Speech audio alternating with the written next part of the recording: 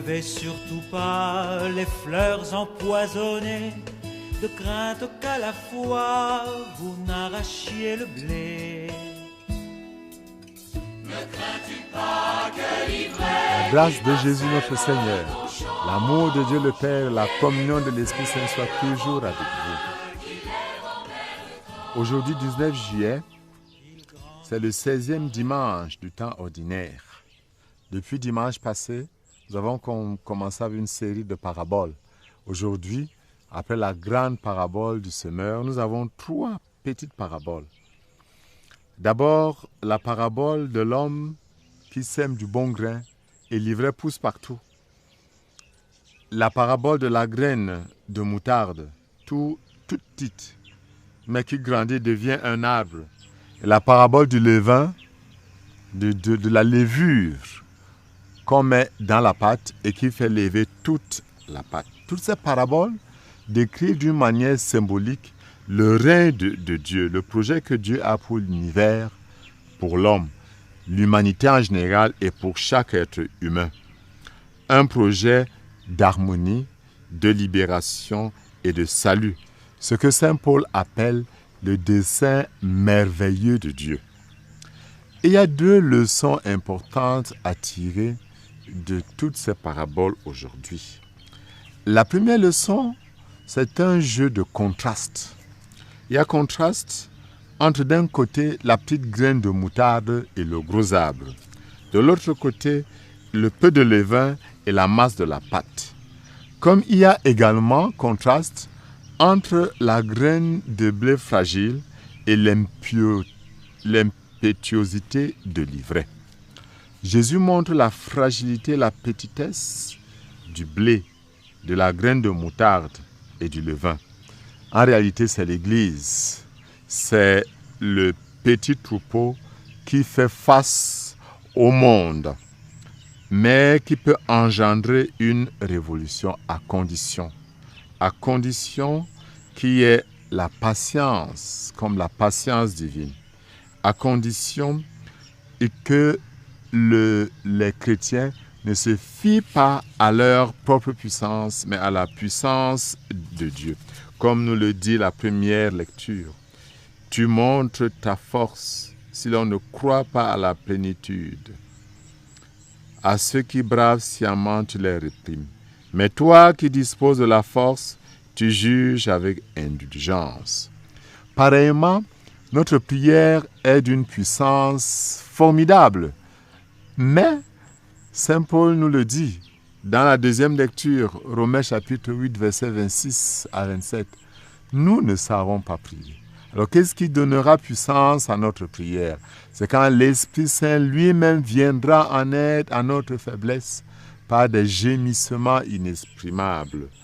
Parce que Dieu qui scrute les cœurs connaît les intentions de l'Esprit, puisque c'est selon Dieu que l'Esprit intercède pour les fidèles. Ma prière sera toujours fragile, mais quand elle est portée comme nous le découvrons dans la Lectio Divina, quand elle est portée par la parole de Dieu elle-même, c'est l'Esprit qui prie en moi, c'est Dieu qui prie en moi. Quand je me laisse faire, quand je me laisse prier par la parole, l'important n'étant pas ce que je fais ou ce que je dis, mais ce que Dieu réalise en moi quand je me laisse faire. Toutes ces paraboles nous donnent donc, comme nous l'avons dit, une très belle leçon, la leçon de la puissance divine.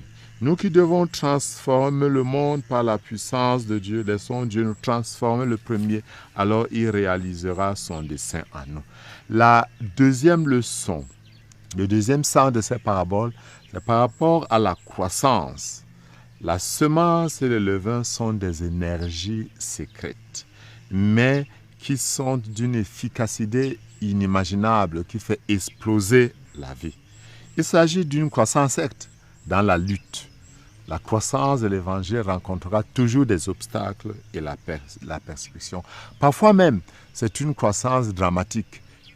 Et nous le savons, Jean le dit dans le chapitre 12 au verset 24 de son Évangile. Si le grain de blé tombé en terre ne meurt, il reste seul. Mais s'il meurt, il porte beaucoup de fruits. Dans l'histoire, le bon grain et l'ivraie s'affrontent. Le bien et le mal s'affrontent. Comme également deux manières de récolter s'affrontent.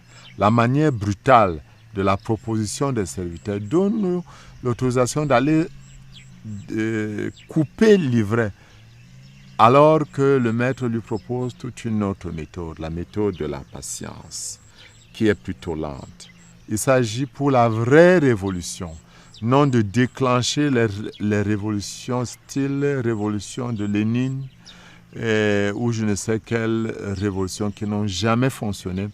La vraie révolution que nous devons mettre en œuvre dans nos familles, dans nos paroisses, dans nos églises particulières, partout où nous sommes.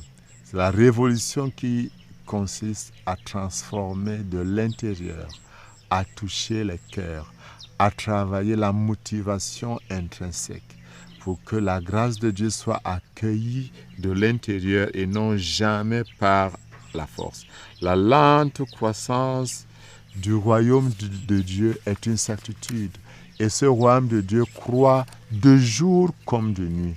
Nous ne voyons pas, mais dans la foi, nous savons que le règne de Dieu avance déjà dans nos vies, sans tambour battant ni publicité.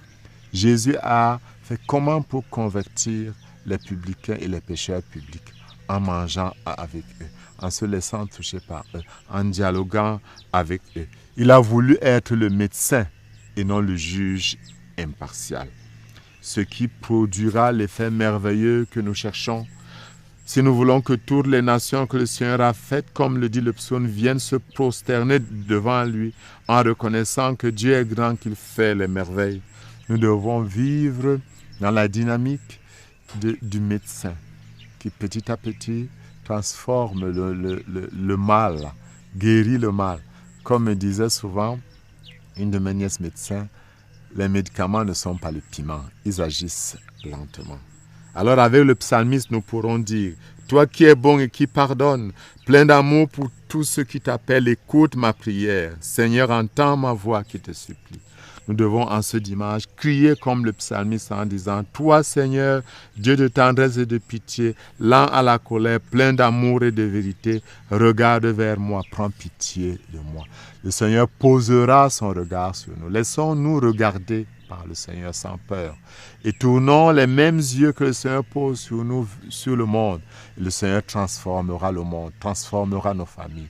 Que Dieu nous donne la grâce d'être des signes de sa sainteté qui brillent dans ce monde et des instruments pour l'annonce de sa parole, l'annonce de son règne, l'annonce de la vie qu'il apporte. Et qu'il vous bénisse en ce jour.